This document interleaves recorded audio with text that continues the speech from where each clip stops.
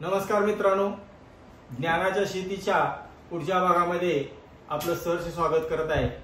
मी अंकुश बर्डे कृषी विभागामध्ये सध्या काम करत आहे आणि आपण शेतीच्या संदर्भातलं महाराष्ट्रातली जेवढी महत्त्वाची पिकं आहेत त्या सगळ्या फळबाग असेल, भाजीपाला असेल, तृणधान्य, कडधान्य, गळीत धान्य सगळ्या पिकाच्या संदर्भात जे शास्त्रोक्त ज्ञान आहे ते शेतकऱ्यांपर्यंत पोहोचवण्यासाठी आपण हा माध्यम निवडलेला आहे, ज्याचं नाव आपण ज्ञानाची शेती फायद्याची आणि आरोग्याची हे सुरू केलेलं आहे आणि त्याच्यातले आज पुढचा आपण आज व्हिडिओ करत आहे। आजचा विषय आहे बीबीएफ यंत्राद्वारे पेरणी। तर मित्रांनो, बीबीएफ आता ही गोष्ट काही शेतकऱ्यांना नवीन राहिलेली नाही आणि त्याचे फायदे सर्व स्तरावर शासकीय यंत्रणा असतील किंवा बाकी शास्त्रज्ञ असतील, विद्यापीठ असेल, कृषी संशोधन केंद्र असतील, वेगवेगळे जे बीबीएफ पेरणी यंत्राचे उत्पादक आहेत ते मोठ्या प्रमाणात प्रसार आणि प्रचार करण्याचा प्रयत्न करत आहेत। परंतु मित्रांनो, आणखीन या तंत्रज्ञानाचा म्हणावा असा प्रसार झालेला नाही। हे यंत्र येऊन जवळपास कृषी विभागानं वेगवेगळ्या योजनेच्या माध्यमातूनही मोठ्या प्रमाणात वाटप केलं, परंतु शेतकऱ्यांनी त्याचं काय केलं, त्याला बाजूचे सऱ्या पाडण्याचे जे दोन छोट्या सरी यंत्र होते ते काढले आणि त्याला सारा यंत्र जोडलं आणि मग साध्या यंत्राप्रमाणे पेरणी करतायत आणि मागे सारे पाडतायत। म्हणजे त्याचा मूळ जो उद्देश होता बीबीएफचा तोच मारला गेला आणि मग आता सध्या त्याच पद्धतीने जवळपास पेरणी चालू आहे। आता पेरणीमध्ये 2-3 प्रकारच्या पद्धतीने पेरणी केली जाते। जसं मी म्हटलं की मागे सारा करून 3 किंवा 4-5 लाईनी पेरल्या जातात। काही ठिकाणी अजून बैलांनी पेरणी केलेली आहे, 3 चाळीची टिफन आहे। काही ठिकाणी नुसतं ट्रॅक्टरवरती आहे आणि हाताने पण माणूस पेरतोय। असे विविध नानाविध प्रकारच्या पद्धतीने पेरणी होते आणि ज्याला जसं जमल तसं पेरणी करतोय। मित्रांनो, आता खरीप हंगाम तोंडावर आहे। यावर्षी 105 ते 115% पाऊस होईल अशी पहिला एक अंदाजही आलेला आहे आणि त्याच्यामुळे मग शेतकरी थोडे यावर्षी चांगला पाऊस राहील आणि 2 पैसे मिळण्याची आशा शेतकऱ्याला आहे। तर म्हणून आज आपण इतक्या लवकर अजून पेरणीला जवळपास आहे 15 दिवस आणि पुढचे म्हणजे पावणे 2 महिने वेळ असताना सुद्धा आपण बीबीएफचा विषय का निवडलाय, तर आज माझ्या शेतकऱ्याकडे जर बीबीएफ यंत्र त्या गावात परिसरात नसेल तर बीबीएफ द्वारे पेरणी कशी करावी किंवा पेरणी केल्यानंतर 3-4 लाईन नंतर माझे बेड किंवा सऱ्या कशा पाडता येतील याबद्दल आपण चर्चा करणार आहोत। तर प्रेझेंटेशन आहे, आपण त्याच्यात एक मुद्दा घेऊ। बीबीएफ पेरणी म्हणजे काय? कोणत्याही प्रकारच्या हवामानामध्ये पिकाच्या हमखास उत्पादन वाढीसाठी रुंद वरंबा व सरी पद्धत म्हणजे बीबीएफ द्वारे पेरणी पद्धत निश्चित फायदेशीर आहे। आता मित्रांनो, याची वैशिष्ट्य काय आहे? आता समोर आपल्याला बीबीएफ पेरणी यंत्र दिसते। 4 लाईनी पेरतायत आणि 2 बाजूला 2 सरी यंत्र जोडलेले आहेत। वरती खताची आणि औषध आपले बियाणाची टाकी आहे आणि ट्रॅक्टरला जोडलेला आहे। तर पेरणीची खोली आवश्यकतेप्रमाणे कमी जास्त करता येते। म्हणजे काही बियाला खोल सोडावं लागते, काहीला उथळ सोडावं लागते, त्याप्रमाणे करता येतं। या पेरणी यंत्राद्वारे आपल्याला 2 ओळीतल्या 2 रोपातला अंतर कमी जास्त करता येते। म्हणजे तुम्हाला त्याच्यानंतर हे बहुउपयोगी यंत्र असून खरीप, रब्बी, उन्हाळी कुठल्याही हंगामामध्ये आपल्याला या मार्फत पेरणी करता येते आणि बैल चलित आहे, ट्रॅक्टर चलित आहे, बियाण्यासोबत रासायनिक खत देण्याची सुविधा आहे। यंत्रामधून जे आपण सऱ्या पाडलेल्या आहेत 3-4 लाईन नंतर त्याच्यामध्ये आपल्याला पाणी देता येते। मागं पेरल्यानंतर ते बी झाकण्यासाठी त्याला सोय आहे आणि बियाण्याच्या साईज प्रमाणे म्हणजे बाजरीपासून जे भुईमुगापर्यंत आपल्याला याची पेरणी करता येते आणि त्याच्या वेगवेगळ्या चकत्या असतात आणि याच्यामध्ये आपल्याला 4.5 ते 5 फूट रुंद पुढचा वरंबा तयार होतो। आता बघा, इथं समोर आपल्याला सुरुवातीला दाखवला होता वरंबा। 4 किंवा 5 लाईनी नंतर आपल्याला वरंबा होतो। ही सरी पद्धत आहे। याच्यामध्ये याचे फायदे काय होतात रुंद वरंबा सरी पद्धतीचे? याच्या उत्पादनामध्ये 10 ते 25% वाढ आतापर्यंतच्या प्रयोगामध्ये दिसून आलेली आहे। याच्यामध्ये बियाणं टोकन पद्धतीने केलं असल्यामुळे 2 ओळीतलं 2 रोपाचं अंतर आपल्याला जसं पाहिजे तेवढं ठेवता येतं। बियाणाची 15 ते 20% पर्यंत बचत होते आणि ह्या पडलेल्या ज्या बीबीएफ पद्धतीवर ज्या सऱ्या पडलेल्या आहेत त्यातून आपल्याला जमिनीत जास्तीत जास्त पाणी मुरवता येतं।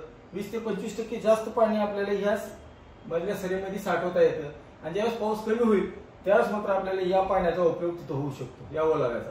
आता त्याच्यानंतर जर जास्त पाऊस झाला, याचं चित्र बघा खालचं, जर बीबीएफ यंत्राने जर पेरणी केली असेल आणि जर जास्त पाऊस झाला, एकाच वेळेस एका तासाभरात 40-50 mm पाऊस झाला, ज्याने खूप मोठं पाणी शेतात वाहायलं, अशा वेळेस काय होतं आपला बेड जो आहे 3-4 लाईनचा, जो 5-5.5 फुटापर्यंत येतो, तो वरती राहतो आणि सगळं पाणी 2 सऱ्यामध्ये येतं आणि त्याचे आपण टोक काढून दिलेलं असतंय.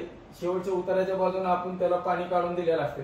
जवळपास 2 तासामध्ये आपल्या शेतातलं सगळं पाणी आपल्या वावराच्या रानाच्या बाहेर शेताच्या जातं. त्यामुळं पिकाला कुठल्याही प्रकारचं नुकसान होत नाही आणि मग याचा फायदा असा होतो की आमच्या पिकाचंही नुकसान होत नाही आणि मग पुढे पंचनामे, मग अनुदान वाटप याही भानगडीत पडायची गरज पडत नाही. आता त्यानंतर काय होतंय, ज्यावेळेस मोठा दीर्घ खंड पडतो त्यावेळेस आम्हाला जर पाणी द्यायचं असेल तर यामधल्या सारीमधून आपण सरीमधून देऊ शकतो. त्यासोबत आपल्याला ह्यामधल्या सरीचा उपयोग फवारणीसाठी, नंतर तुम्हाला स्प्रिंकलरचे पाईप ठेवण्यासाठी आणि बाकीची मशागतीची कामं करायची असेल तर आपल्याला त्या मधल्या सरीचा उपयोग होतो.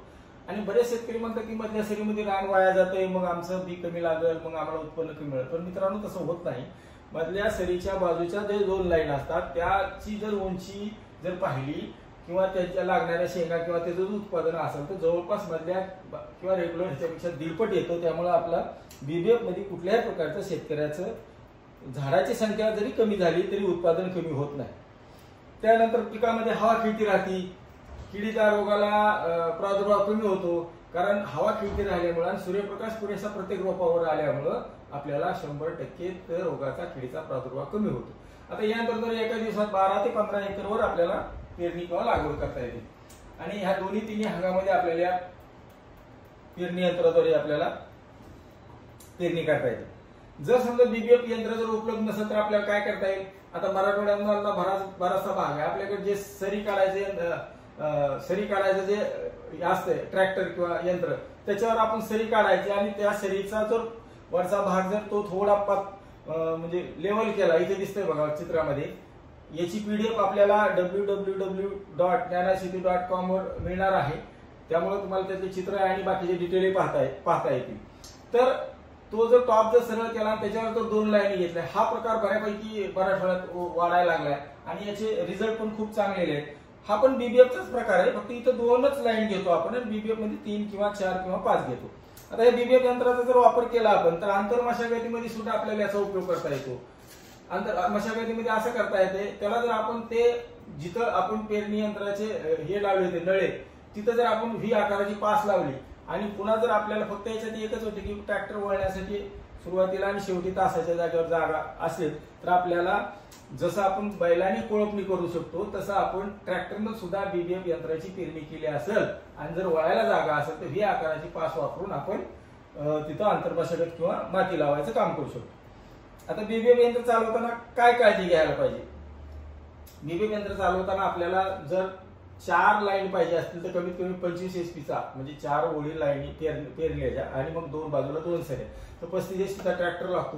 ट्रॅक्टर हा थोडा हळू चालवावा लागतो, सेकंड लो मध्ये चालवावा लागतो, जेणेकरून आपलं बिया आणि खत व्यवस्थित पडेल. पेरणी यंत्राचा वेग मध्यम ठेवावा लागतो, समप्रमाणात, त्यामुळे बियाणं आणि खताची पेरणी होती. पेरणी यंत्रासोबत सारा यंत्रासारखं पुन्हा काही जोडू नये, त्याच्या व्यतिरिक्त गरजही नाही. आपण त्याचं आपण साराच्या उलट सरी करतोय. प्रत्येक पिकासाठी वेगवेगळ्या प्रकारचे बियाणे, रासायनिक खत सोडण्याच्या त्याच्या तबकड्या किंवा चकत्या मिळतात, ते वापराव्यात. पेरणी यंत्र नेण्याच्या अगोदर शेतात त्याचं कॅलिब्रेशन करावं, ते व्यवस्थित चालतंय का, सगळे फिरतंय का, बी पडतंय का, खत पडतंय का. तसंच ज्यावेळेस शेतात गेलं त्यावेळेस एक त्या चाकाचा बाजूला जी मगाशी आपण दाखवलं त्याचं एक राऊंड मारून बिया आणि खत पडतंय का हे एकदा खात्री करावं. आणि शेवटचा मुद्दा, त्याच्यामध्ये बिया आणि खत जे आहे त्याची पेटी आपण 1/3 वरती किंवा 2/3 भरावी, जेणेकरून आपल्याला त्याचा व्यवस्थित तिथे बिया आणि खत पडेल. आता हे जर बीबीएफ न जर पेरणी करताना आपल्याला काही शेतकऱ्याकडे हे यंत्रच मिळू शकलं नाही तर त्याच्यामध्ये आणखीन आपल्याला एक प्रकारे पेरणी करता येते.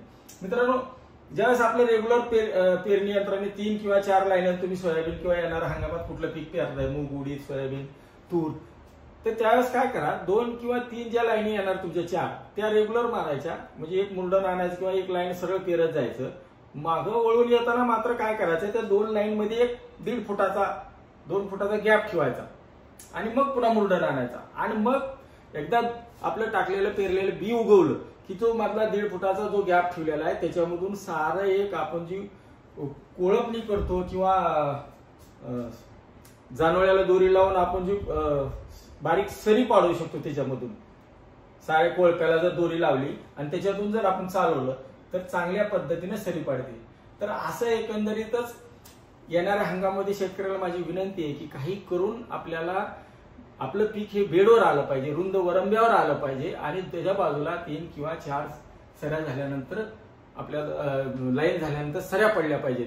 आणि त्यामुळेच जर येणाऱ्या हंगामात जो आपल्याला 105 ते 15% पाऊस सांगितलेला आहे, जर एखाद्या वेळेस जास्त पाऊस झाला तर आपल्याला पिकाचं नुकसान होणार आहे. आणि जर कमी जरी पाऊस झाला तरी माझा पडलेला पाऊस तो बेडवर राहील, पीक बेडवर राहील, हवा फिरती राहील, सूर्यप्रकाश चांगला राहील.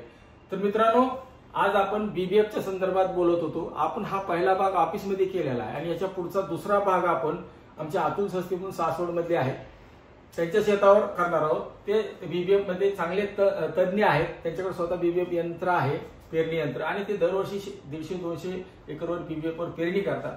तर ऍक्च्युली हा झाला ऑफिस मधला पहिला भाग. दुसरा भाग आपण शेतामध्ये प्रत्यक्षात ते यंत्र कसं असतं, कसं चालवायला पाहिजे, तुमच्याकडे ज्या प्रकारचं यंत्र आहे तेच बीबीएफ मध्ये जर रूपांतर करायचं असेल, कन्वर्ट करायचं असेल तर काय बदल करावे लागतील आणि हे लोकल बदल फॅब्रिकेटर करून आपल्याला येणाऱ्या हंगामामध्ये जास्तीत जास्त क्षेत्र हे बीबीएफ वर पेरणी अंतर्गत आणायचं आहे. तर त्यासाठी हा आजचा आपण व्हिडिओ ऑफिस मधला केलेला आहे. ज्ञानाची शेतीला आपला भरभरून प्रतिसाद मिळत आहे. आमच्या अपेक्षेपेक्षा जास्त लोकला हे माध्यम आवडलेलं आहे. माझी पुन्हा एकदा विनंती राहील, फक्त व्हिडिओ पाहण्यापेक्षा आपण www.ज्ञानाशेती.com या वेबसाईटवर जावा. पीक निहायचे आपले जेवढे पिकं आणि व्हिडिओ झालेत त्याच्याबद्दल 8-10 पानाचं एक डॉक्युमेंट आपण देतोय आपल्याला. ते डाउनलोड करा, ते वाचा, ते सेव्ह करून ठेवा, त्याची प्रिंट काढा आणि त्याचा जास्त वापर व्हावा. कारण व्हिडिओमध्ये सगळ्या गोष्टी सांगणं शक्य होत नसतंय. तर त्या वेबसाईटचा आपण जास्तीत जास्त उपयोग करावा. आणि मग बाकी ही समाज माध्यम जे आहेत, युट्यूब आहे, फेसबुक आहे, इंस्टाग्राम आहे, याच्यावर आपण संपर्कात राहा. आपल्याला जर व्हिडिओ आवडत असतील तर लाईक करा. महत्वाचे कामाची वाटत असेल तर आपल्या मित्रमंडळाला, पाहुण्याला शेअर करा. चॅनल सबस्क्राईब करा. आणि आपण जर भरभरून प्रेम दिलं तर आम्हालाही नक्की उत्साह वाढेल. तर आज आपण बीबीएफच्या पहिल्या पार्टमध्ये जो ऑफिसमध्ये व्हिडिओ करायचा तिथं थांबू. धन्यवाद. नमस्कार.